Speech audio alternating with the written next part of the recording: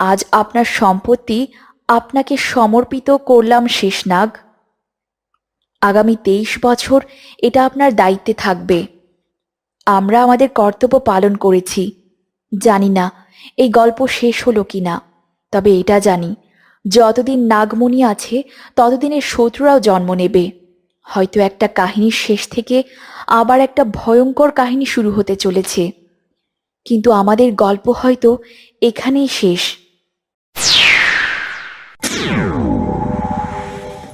গল্প কখনো শেষ হয় না শ্রাবণী। একটা গল্পের শেষ থেকেই আরেকটা গল্প শুরু হয়। জানি গুরুদেব, কিন্তু আমি চাই না আমি যে পরিস্থিতির শিকার হয়েছি তেমনই কোনো ঘটনা আমার সন্তানের সাথে ঘটুক। আগে তোকে আসতে দাও, তারপর দেখো ওর কোনো ক্ষতি কেউ করতে পারবে না আমি বেঁচে থাকতে। আর আমরা বুঝি পর হলাম এখন?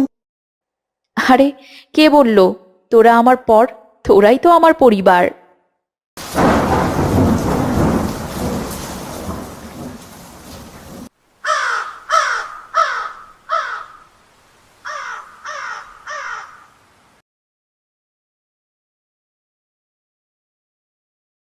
শহর থেকে অদূরে ঘন জঙ্গলে ঘেরা রাঙামাটি পাহাড়ের পূর্ব পাশে নাগপুর গ্রাম।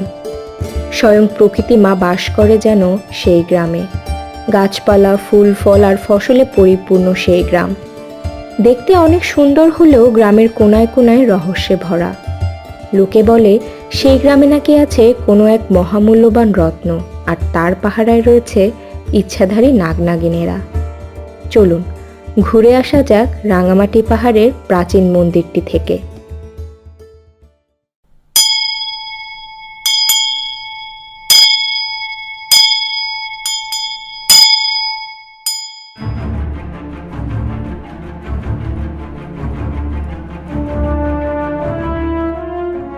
সময় হয়ে গেছে তাদের ফিরে আসার। পাপ কারো বাপকেও ছাড়ে না। ওদের পাপ আবার ওদের এই নাগপুরে ফিরিয়ে নিয়ে আসছে। এইবার এই গ্রামে আসায় ওদের কাল হয়ে দাঁড়াবে। আর কোনোদিনও ফিরতে পারবে না ওরা। এক এক করে ওদের সবাইকে শেষ করব আমি। ভয়ঙ্কর থেকেও ভয়ঙ্কর মৃত্যু হবে সবার। এটা এক নাগিনীর শপথ। অন্যদিকে ক্লাবে নেশায় মাতাল হয়ে নাচছে কয়েকটা ছেলে। এদেরকে দেখলেই বোঝা যায় এরা হলো বড়লোকের বাবার বিগড়ে যাওয়া সন্তান। হঠাৎ ওদের মাঝখানে এলো আরেকটি ছেলে। একে দেখতে বাকিদের থেকে একটু অন্যরকম। চোখে চশমা থাকলেও অনেক হ্যান্ডসাম, কিন্তু ভদ্র স্বভাবী। কখনো ড্রিঙ্ক করে না। এই বন্ধুদের পাল্লায় পড়ে ওর ক্লাবে আসা। এই তোদের কতবার আসার সময় বলেছি এত ড্রিঙ্ক করবি না, সেই এসেই শুরু করে দিলি তোরা। থামার কোনো নাম মাত্রই নেই। অনেক হয়েছে, এবার থাম ভাই। পাপা ফোন করেছিল, এক্ষুনি বাড়িতে যেতে বলল। আমাদের সবার জন্য কি যেন একটা সারপ্রাইজ আছে, তাড়াতাড়ি চল। এরপর সবাই গাড়িতে বসলো। অভি গাড়ি ড্রাইভ করছে, কারণ বাকি সবাই এখন নেশায় বুঁদ হয়ে আছে। সরি, এদের সবার পরিচয় দিতে তো ভুলেই গেছি। আমাদের গল্পের হিরো অভি সিংহানিয়া।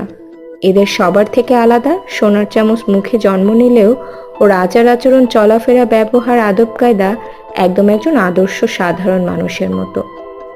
যদিও অভির বাবা মিস্টার অজিত সিংহানিয়া চান তার ছেলে তার মতো বিরাট ব্যবসায়ী আর মডার্ন মাইন্ডের হোক, কিন্তু অভির ছোট মার কারণে অভি এভাবে মানুষের মতো মানুষ হয়েছে। ওর নিজের মাকে জন্মের পর একবারও দেখার সৌভাগ্যও হয়নি। আর গাড়ির পিছনে যে 4 জন আছে তারা সবাই অভির কাজিন ব্রাদার। আর অভির থেকে সব দিক থেকে আলাদা। রাহুল, সায়ক, অনিক আর আকাশ। সারাদিন ঘোরাফেরা, সুন্দরী মেয়ে আর রাতে ক্লাব ছাড়া এদের অন্য কোনো কাজ নেই। অভি সারাদিন বুঝালেও এরা বুঝবে না। আরে ইয়ার, এই বড় পাপা কিসের সারপ্রাইজ প্ল্যান করছে বলতো? আমার তো এখনো জ্বরই নেই, আর কয়েকটা প্যাক নিতে পারতাম। হ্যাঁ ভাই, আমার তো মনে বললো না। যাই হোক, বড় বাবা যখন ডাকছে নিশ্চয়ই কিছু ইম্পর্টেন্ট কথা বলবে। আমার মনে হয় কাল আমার বার্থডে পার্টিতে বড় পাপা নোরা ফাতেহিকে এনে আমাদের সারপ্রাইজ দিতে চায়। নোরা ফাতিহি, তার মানে তো হেই গরমি। শাট আপ গাইস, এবার একটু চুপ কর। বাড়ি পৌঁছে গেছে। বাড়ি গেলেই সব জানতে পারবি। এবার তোদের ফালতু বকবক বন্ধ কর। কবে তোরা শুধরাবি? সিংহানিয়াস ড্রয়িং রুমে সবাই উৎসুক দৃষ্টিতে বসে আছে। মিস্টার অজিত সিংহানিয়া এমন কি বলবেন যার জন্য এত রাতে সবাইকে ড্রয়িং রুমে ডেকেছেন? ইতোমধ্যে আকাশ, সায়ক, অনিক আর রাহুলকে নিয়ে অভি বাড়িতে ঢুকলো। ওদের অবস্থা দেখে কেউ আশ্চর্য হলো না, কারণ এটা ওদের রোজকার ঘটনা। শুধু কষ্ট পেল ছোট মা, কারণ অনেক তারই ছেলে। তাই মুখটা ভার করতেই অভি এলো ছোট মার কাছে। আরে ছোট মা, তুমি মন খারাপ করছো কেন? তুমি তো ওদের ঠিকই শিক্ষা দিয়েছ। সমস্যাটা ওদের, ওরা সেটা নিতে পারেনি। তুমি মন খারাপ করো না প্লিজ। আমি, শুভ দাদা, অনু আর অভ্র তো তোমার কথা শুনেই চলি, তাই না রে অভ্র? অনু, বল না ছোট মাকে। হ্যাঁ মা, অভিদা ঠিক বলেছে। তুমি প্লিজ মন খারাপ করো না ছোট মামি। অনু ছোট মার মেয়ে, অনেক মিষ্টি, তবে মাঝে মাঝে দুষ্টুমি করে। আর অভ্র হলো আকাশের ভাই, মানে অজিত সিংহানিয়ার বোন সোনালীর ছেলে। অজিতের বোন সোনালী আর রূপালী তাদের স্বামী বাচ্চা সহ ভাইয়ের বাড়িতেই থাকে। আর শুভ হলো মিস্টার সিংহানিয়ার বড় ছেলে, অভির বড়দা। সেও অভির মতো ভদ্র, তবে বাবার বিজনেস দেখাশোনা করে। অজিত সিংহানিয়া এবার বহুল প্রতীক্ষিত সেই সারপ্রাইজটা ঘোষণা করেন। আমি জানি সারপ্রাইজটা সবার ভালো লাগবে। তোমরা সবাই নিশ্চয়ই জানো নাগপুরে আমাদের পৈতৃক প্রাসাদ আর জমি আছে। পড়ে থাকা জমিগুলোতে আমি ফ্যাক্টরি বানাতে চাই, তাই আমাকে কদিন নাগপুরে থাকতে হবে। আর সবাই জানো শুভর সাথে আমার ফ্রেন্ড মহেশ হাজরার মেয়ে শাহানির খুব ভালো একটা সম্পর্ক। তাই শুভর অনুমতি নিয়ে আমি মহেশকে শুভ আর শাহানির কথাটা বলে ওরাও রাজি হয়। আর আমি ঠিক করেছি শুভ আর শাহানির বিয়ে আমাদের পৈতৃক প্রাসাদে হবে। সাথে কাল রাহুলের বার্থডেটা আমরা নাগপুরের প্রাসাদে সেলিব্রেট করব। মিস্টার সিংহানিয়ার এই সারপ্রাইজ শুনে সবাই খুশি হলেও আকাশ, রাহুল, অনিক আর সায়কের মুখ গম্ভীর হয়ে গেল। ওরা সত্যিই সারপ্রাইজড। কি রে, আমার বিয়ের কথা শুনে তোরা খুশি হসনি?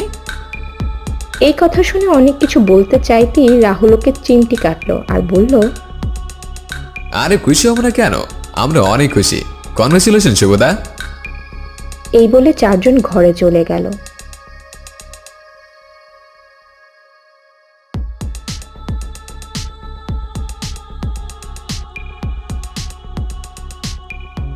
কিরে শুভদা, বিয়ের কথা শুনে তোর মনে লাড্ডু ফুটলো নাকি?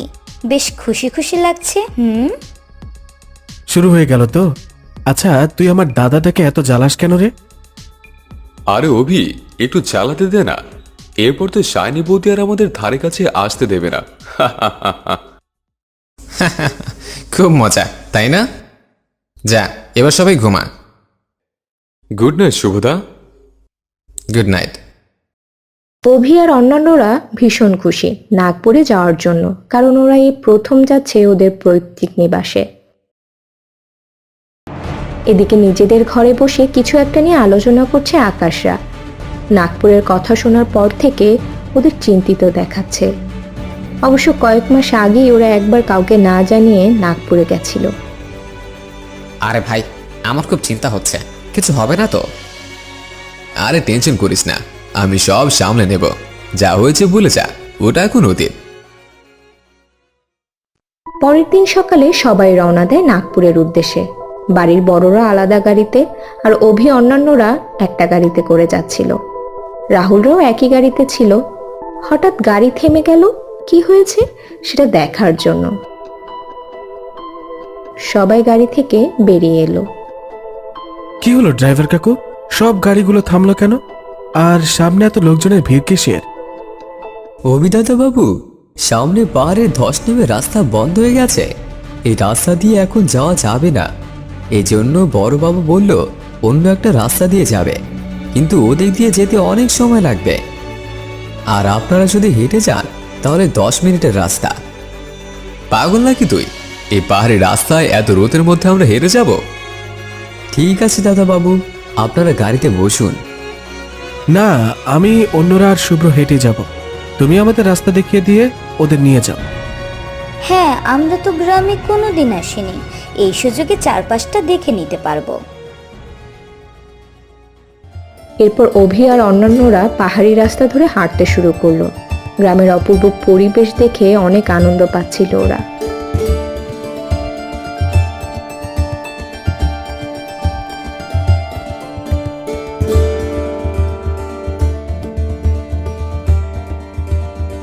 হাঁটতে হাঁটতে ওদের প্রাসাদে যাওয়ার কথা মনেই থাকে না। ওরা গ্রামের ভিতরে চলে যায়।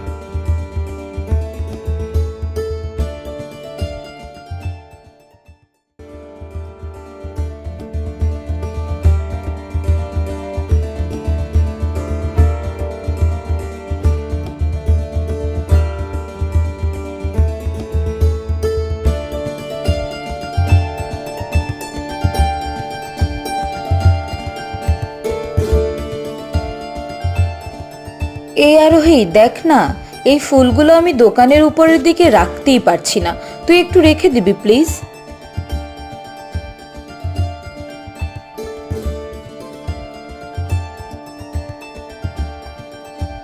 দে আমায় ফুলগুলো। তোর দ্বারা যদি একটা কাজ হয়, সব কিছুতেই শুধু আরোহী আরোহী, তাই না? নিজে একটু বুদ্ধি খাটাতে পারিস না? এখানেই তো চেয়ারটা রয়েছে, এটার উপরে উঠেই তো ফুলগুলো রাখা যায়। দাঁড়া, আমি রাখছি।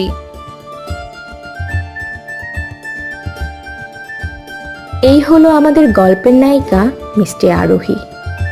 আনিতা আর আরোহী দুজন মিলে এই ফুলের দোকানটা চালায়।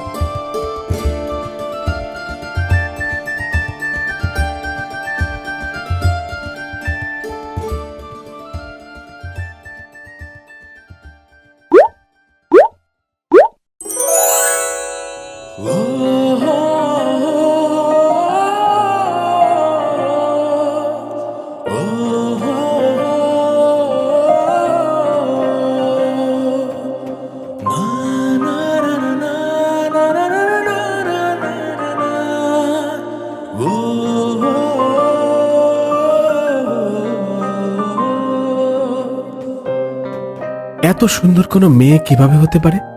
চোখগুলো এত মায়াবী যে চোখ ফেরাতেই পারছে না ওর দিক থেকে। মনে হচ্ছে কতদিনের পরিচয় আমাদের। কে তুমি অপসরী কন্যা? কোথায় ছিলে এতদিন?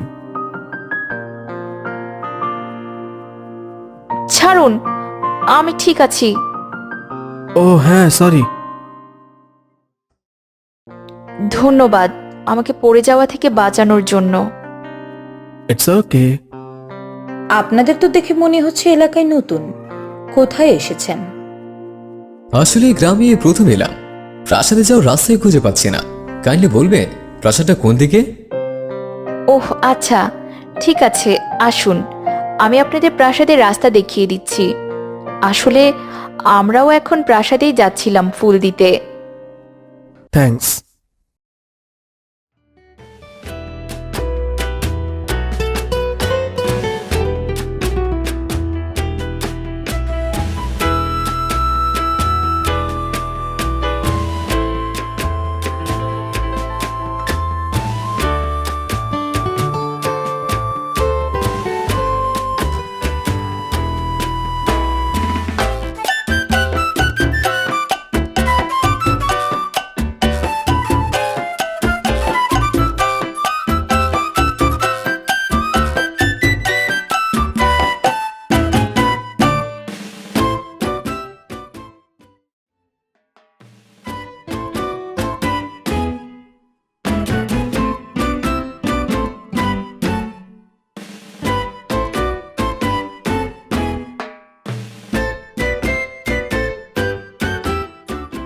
এরপর আরোহীদের সাথে অভিরা প্রাসাদে এলো।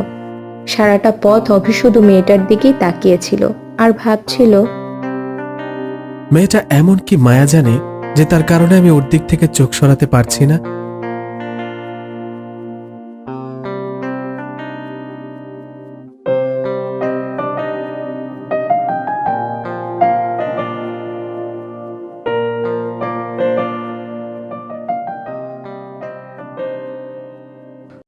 কিছুক্ষণ পর ওরা প্রাসাদে পৌঁছালো।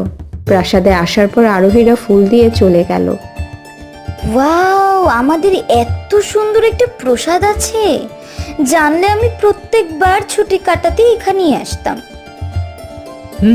দারুণ জায়গাটা। কিরে অভিদা, তোর ভালো লাগেনি নাকি? কিছু বলছিস না যে? ও হ্যাঁ, ভালো তো।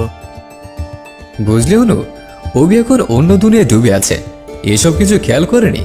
ও যে কথায় বলে না, প্রথম দেখাতেই ভালোবাসা, ওবি এখন ডুবে ডুবে জল খাচ্ছে। বুঝেছি, ওই ফুলওয়ালি মেয়েটা, তাই না? কিন্তু মেয়েটার নামই তো জানা হলো না রে। আহা, কি দুঃখ আমার অভিদাদার। উফ, তোরা চুপ করবি? তাড়াতাড়ি ভেতরে চল, ছোট মা টেনশন করছে। যাচ্ছি, তবে চিন্তা করিস না, তোর সেটিং আমি করিয়ে দেব। তবে রে পাকা মেয়ে, দাঁড়া দেখাচ্ছি মজা। ছুটে পালালো অনু, পিছন পিছন অভি আর অভ্র।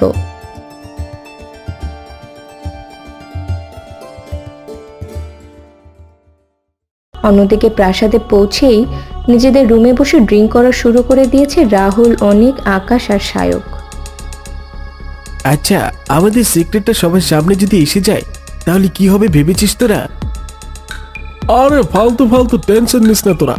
সেই রাতে আমরা 4 জন, আর ওই মেয়েটা ছাড়া চারপাশে কেউ ছিল না। যে আমাদের দেখলে বুঝবি কোনো প্রমাণ নেই আমাদের বিরুদ্ধে, শুধু মেয়েটাই দেখেছিল। কিন্তু ও তো এখন স্বর্গে বসে তারা গুনছে। সো চিল গাইস। চিয়ার্স।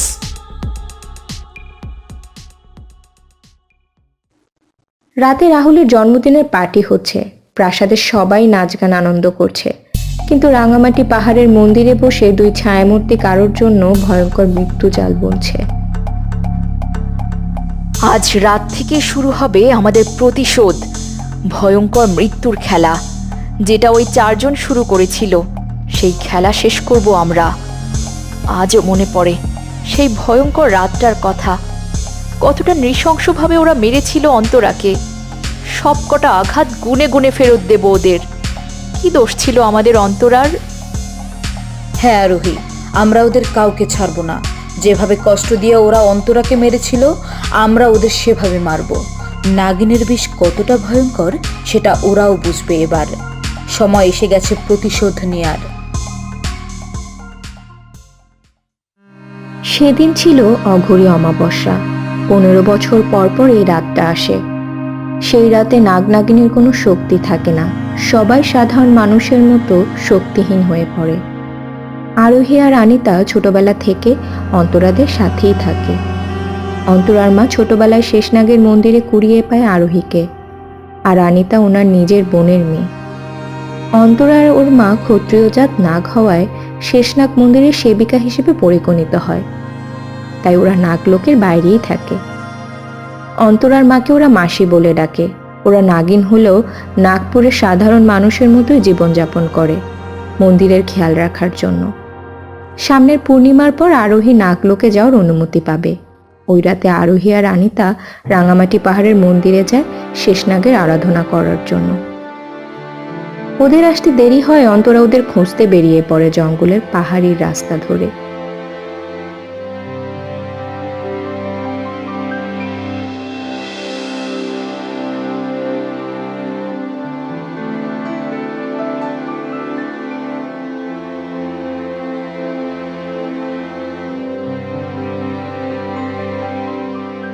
ওদের আসতে দেরি হয়, অন্তরা ওদের খুঁজতে বেরিয়ে পড়ে জঙ্গলের পাহাড়ি রাস্তা ধরে।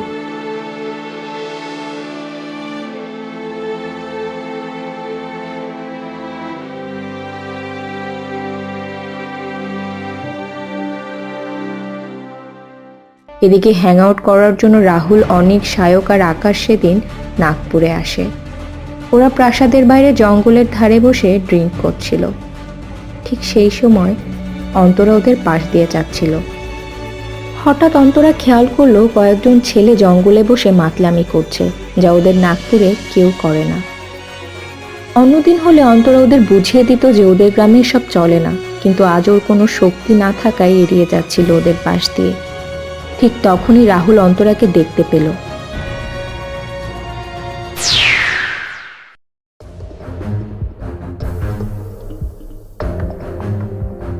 এ কি? কে আপনারা? আমার পথ আটকাচ্ছেন কেন?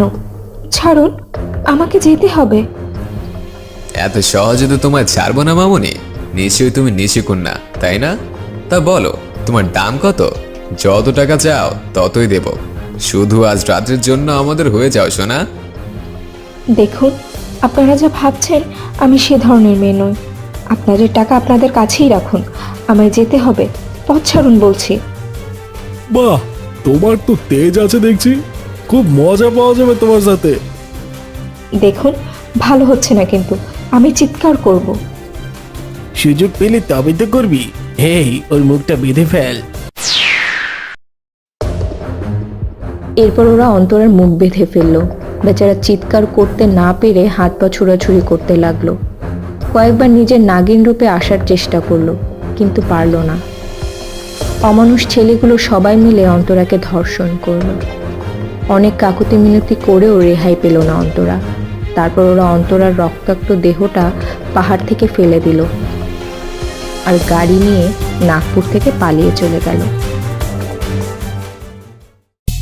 এদিকে আনিতা আর আরোহী সব আরাধনা শেষ করে উঠেছে। ঠিক তখনই পাহাড় থেকে কিছু পড়ার শব্দ পেল।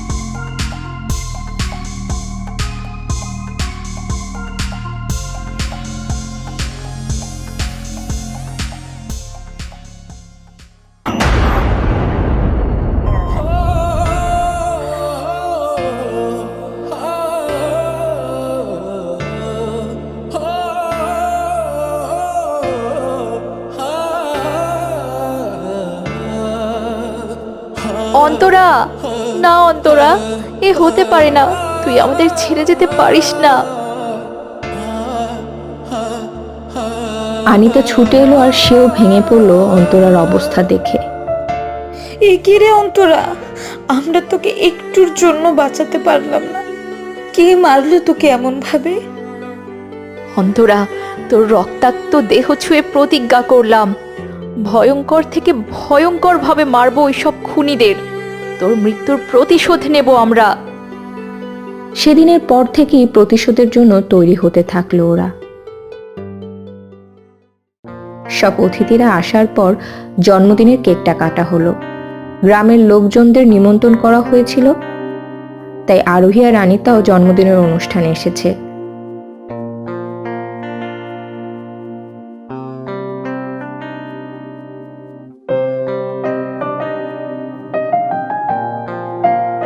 হাই, আপনারা কখন এলেন? এই তো কিছুক্ষণ আগেই আসলাম। আপনার ভাইয়ের জন্মদিন, তাই না? ধন্যবাদ আসার জন্য। একটা কথা বলি, কিছু মনে করবেন না তো? শুনি কি কথা, তারপর ভেবে দেখব কিছু মনে করা যায় কি না। আরোহীর কথা শুনে অভি একটু হকচকিয়ে গেল। তখন অনু বলল, কি রে দাদা, তুই এত ভীতু কেন? সামান্য নামই তো জিজ্ঞেস করবি, সেটা বলতে পারছিস না? আরে, আপনারা সকালে আমাদের সাহায্য করলেন, অথচ আমাদের পরিচিতই হওয়া হলো না।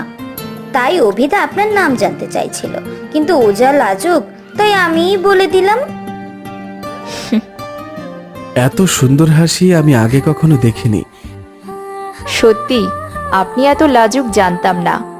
আমি হলাম আরোহী, আর ও হলো আমার বন্ধু আনিতা। আর আমি হলাম অভি। অভি তখন অনুসহ সবার সাথে পরিচয় করিয়ে দিল। ওরা সবাই গল্পে মেতে উঠল। তখন আনিতা ওখান থেকে বেরিয়ে এলো। এদিকে সায়ক, আকাশ আর অনেক আড্ডা দিচ্ছিল, আর রাহুল একা এক জায়গায় ফোন হাঁটছিল। আনিতা এলো রাহুলের কাছে। ওকে দেখতেই রাহুলের চোখ দুটো চকচক করে উঠল। এত সুন্দরী একটা মেয়েকে দেখে ওর মতো ছেলের চোখ চকচক করাই স্বাভাবিক। এবার আনিতা রাহুলকে নিজের রূপের জালে ফাঁসাতে লাগলো। হাই, আপনি তো birthday boy, right? Yes sweetheart. Great, প্রথম পরিচয়ে সুইটহার্ট বানিয়ে ফেললেন, বাহ।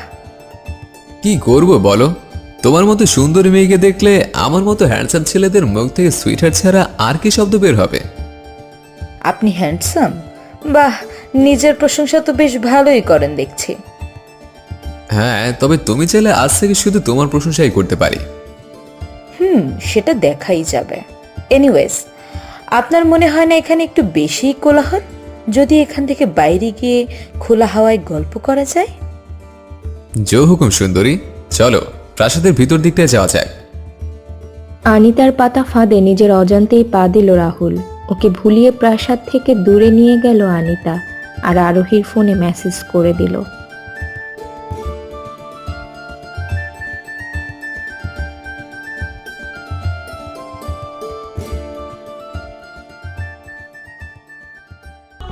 এদিকে আরোহী তখন অভিদের সাথে গল্প করছিল। হঠাৎ ফোনে মেসেজটা আসতেই বুঝতে পারলো আনিতা ওর কাজটা করে ফেলেছে। এবার তাকেও যেতে হবে। আসলে আমার বাড়ি ফিরতে হবে, অনেক রাত হয়ে গেছে। আচ্ছা ঠিক আছে, তাহলে যাওয়ার আগে একটা কথা দিতে হবে। কি কথা? আমরা তো আপনাদের গ্রামে নতুন, কিছুই চিনি না। কালকে আমাদের পুরো গ্রামটা ঘুরে দেখাবেন? ওহো, এই কথা। আচ্ছা ঠিক আছে, কথা দিলাম। কাল সকালে ফুলের দোকানের সামনে আসবেন সবাই। আমি আসছি, বাই।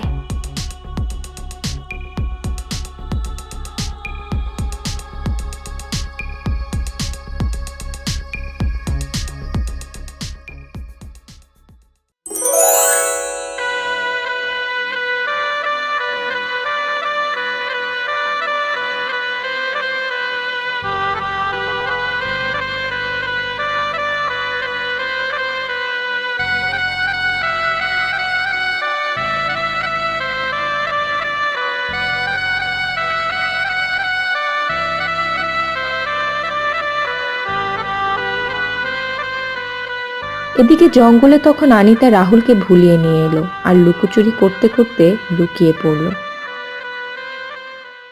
আরে আনিতা, কোথায় চলে গেলে তুমি? আনিতা, আনিতা, প্লিজ আমার সামনে এসো।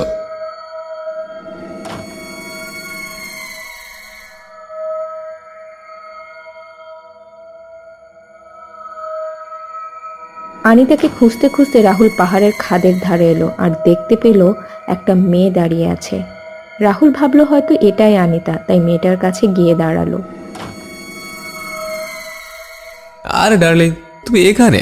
আর আমি পুরো জঙ্গল তোমায় খুঁজলাম। লুকোচুরি তো বেশ ভালোই খেলতে পারো। আরে কি ওদিকে তাকিয়ে আছো কেন? এদিকে ঘুরো, তোমার এই সুন্দর মুখটা একটু দেখি।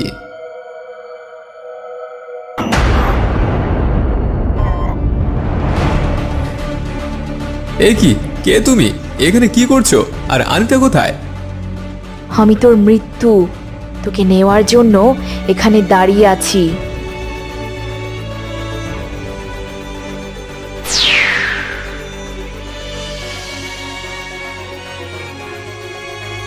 আর পালানোর জন্য পিছন ফিরতেই আবার চমকে উঠল, কারণ পিছনে আনিতা নিজের নাগিন রূপে দাঁড়িয়েছিল। ওদেরকে নাগিন রূপে দেখে ভীষণ ভয় পেয়ে গেল রাহুল, কিন্তু আরোহী ওর লেজ দিয়ে শক্ত করে পেঁচিয়ে ধরলো রাহুলকে। আরে কারা তোমরা? আমার সাথে এমন করছো কেন? কি ক্ষতি করেছি আমি তোমাদের? প্লিজ আমার ছেড়ে দাও, আমি আর কখনো এদিকে আসবো না। কে আমরা শোন তাহলে। আমরা হলাম নাগিন, ইচ্ছাধারী নাগিন। কি ভেবেছিস এভাবে কাকুতি মিনতি করলে তোকে ছেড়ে দেব? কখনো না। সেদিন যখন আমার বোন অন্তরা তোদের কাছে হাত জোর করে কাকুতি মিনতি করেছিল, তোরা ওকে ছেড়ে দিয়েছিলি? মনে পড়ে আজ থেকে কয়েক মাস আগে এখানে একটা নিষ্পাপ মেয়ের ইজ্জত নষ্ট করে প্রাণ নিয়েছিলি তোরা? আমরা হলাম ওর বোন, নাগিন। আমরা নাগিন, আর একজন ইচ্ছাধারী নাগিন কখনো তার প্রতিশোধ ভোলে না। এক এক করে তোদের সবাইকে মারবো। আর এখন তোর পালা। প্লিজ আমায় মাফ করে দাও, আমার ভুল হয়ে গেছে। আমাকে মেরো না প্লিজ। আমি তোমাদের কাছে আমার প্রাণ ভিক্ষা চাইছি, আমায় ক্ষমা করো। ক্ষমা আর তোকে?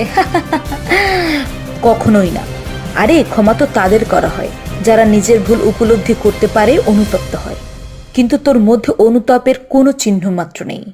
তাই এবার নিজের ভয়ঙ্কর মৃত্যুর জন্য প্রস্তুত হয়ে নে শয়তান। এবার আরোহী আর আনিতা সম্পূর্ণ নাগিন রূপে এলো।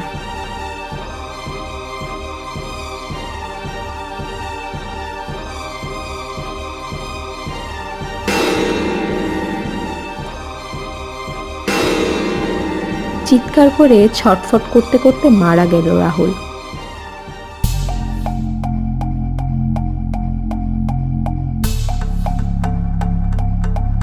এরপর রাহুলের লাশটা পাহাড়ের গুহায় লুকিয়ে ফেলল ওরা।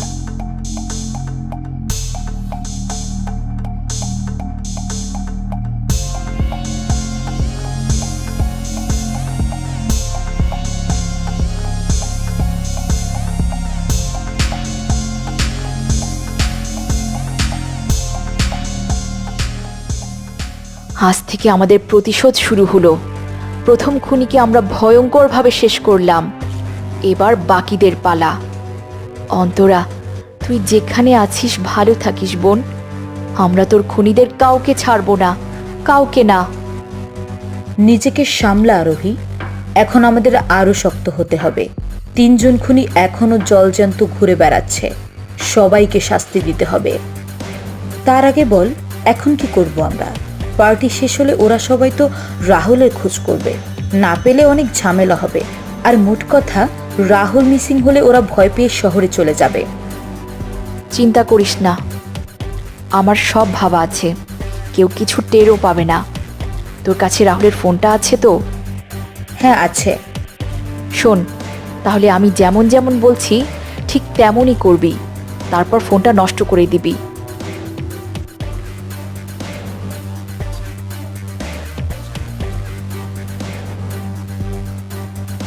এরপর আরোহীর কথা মতো আনিতা সবটা করল।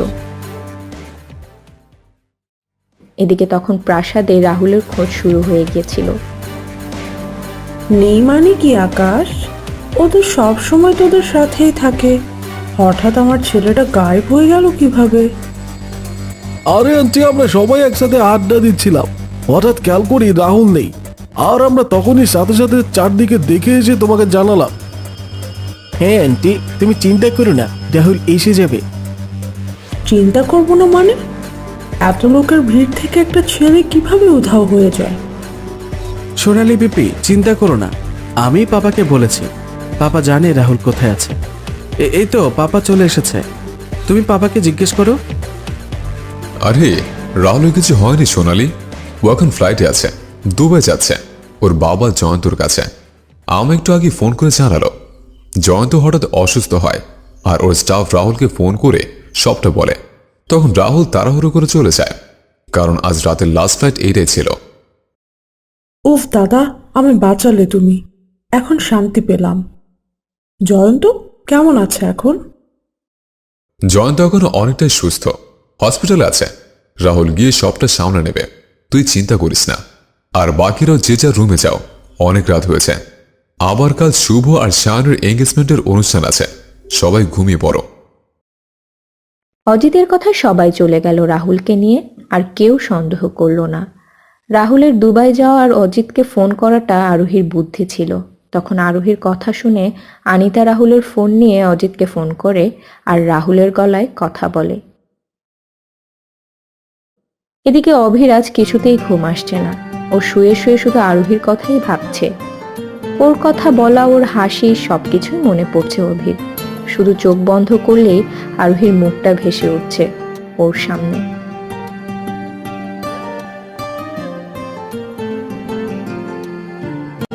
অভি বুঝতে পারলো ও আরোহীকে ভালোবেসে ফেলেছে, তাই শুয়ে শুধু সকাল হওয়ার অপেক্ষা করতে লাগলো। কারণ কাল সকাল হলেই ও পুরো গ্রাম ঘুরে দেখার বাহানায় আরোহীর সাথে অনেক সময় কাটাতে পারবে। এসব ভাবতে ভাবতে একসময় ঘুমিয়ে পড়ল অভি।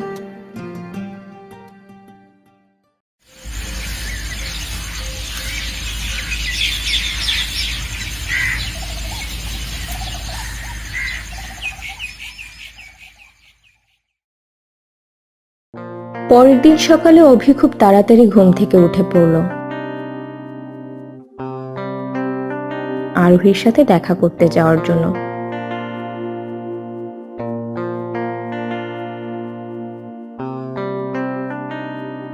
কিন্তু ঠিক তখনই বিড়ালের মতো এসে রাস্তা কাটলো অনু আর অভ্র।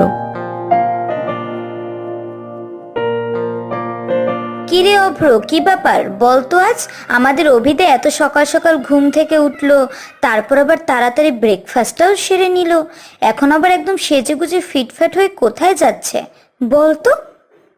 আরে ভুলে গেলি, কাল রাতে পার্টিতে আরোহী কি বলছিল? আজ অভিদাকে ওদের পুরো গ্রামটা ঘুরে দেখাবে, সেই জন্য। হ্যাঁ বলেছিল, আর আমি এখন সেখানে যাচ্ছি। তোদের কোনো সমস্যা?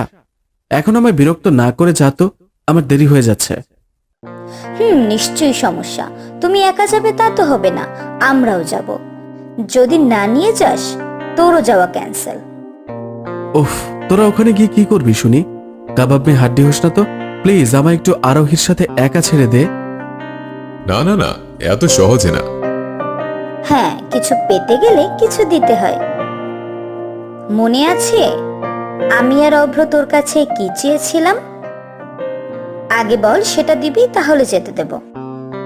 তোরা না শুধু নিজের ফায়দার বুঝিস। কোথায় জীবনে প্রথমবার কোনো মেয়ের সাথে ডেটিংয়ে যাচ্ছি, একটু উৎসাহ দিবি তা নয়, সুযোগ বুঝে নিজের স্বার্থ আদায়ের ধান্দা। আচ্ছা ঠিক আছে, মেনে নিলাম শর্ত। শুভদাকে ফোন করে বলে দিচ্ছি তোর নতুন ফোন আর তোর ব্র্যান্ড নিউ গিটারটা যেন আজই দেওয়ার ব্যবস্থা করে। এবার খুশি তোরা? আমার পথ ছাড়, এবার যেতে দে। থ্যাংক ইউ প্রিয় দাদা। উফ, আমার নতুন ফোন হবে, কি মজা। থ্যাঙ্কস দাদা, এবার যা। আর হ্যাঁ, বৌদি হিসেবে আমাদের কিন্তু আরোহী বৌদিকে চাই, বুঝলি? Best of luck. হয়েছে হয়েছে, থাক, আর দরদ দেখাতে হবে না।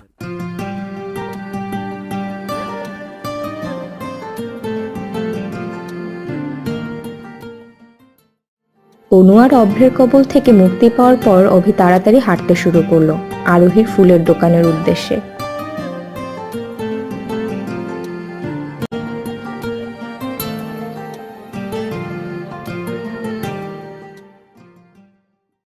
কিছুক্ষণ পর পৌঁছে দেখলো যে আরোহী দাঁড়িয়ে আছে ওর জন্য। অভি আর দেরি না করে আরোহীর কাছে চলে গেল। সরি, অনেক অপেক্ষা করালাম আপনাকে, আসলে একটু দেরি হয়ে গেল। আচ্ছা তাহলে এবার যাওয়া যাক।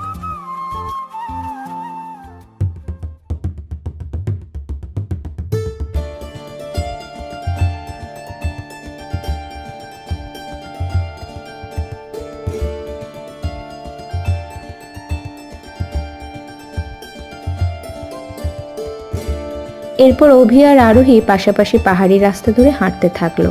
আরোহী চারপাশটা দেখিয়ে দিচ্ছিল আর জায়গাগুলোর বর্ণনা দিচ্ছিল, কিন্তু অভি শুধু মুগ্ধ হয়ে আরোহীকে দেখছিল।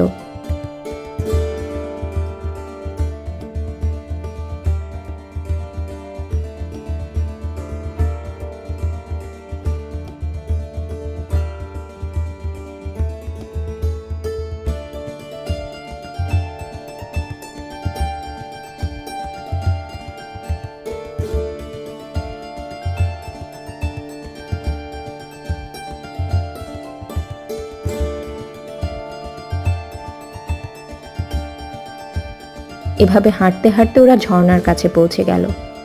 অনেকগুলো ছেলে মেয়ে ঝর্ণায় পানি ছুড়াছুড়ি খেলছিল। আরোহী ওদের দেখতেই ছুটে গেল ঝর্ণার কাছে আর পানি নিয়ে খেলতে লাগলো ছোট ছোট বাচ্চাগুলোর সাথে।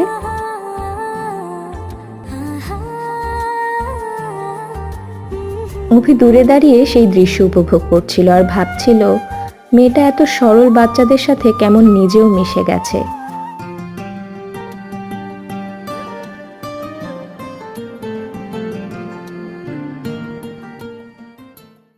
বন্ধুরা, কেমন লেগেছে পুরো গল্পটা অবশ্যই কমেন্ট করে জানাবেন। আমাদের সাথে থাকার জন্য সবাইকে অনেক ধন্যবাদ। আবারও নতুন গল্পের সাথে দেখা হবে সবার সাথে। ততদিন সবাই ভালো থাকুন, সুস্থ থাকুন। সবাই দোয়া করবেন আমাদের জন্য। বন্ধুরা, তোমরা কি পরবর্তী গল্প দেখতে চাও? যদি দেখতে চাও তাহলে ঝটপট লাইক আর কমেন্ট করে দাও। আর হ্যাঁ, সাবস্ক্রাইব করতে ভুলো না কিন্তু। ভালো থেকো বন্ধুরা। Love you all guys.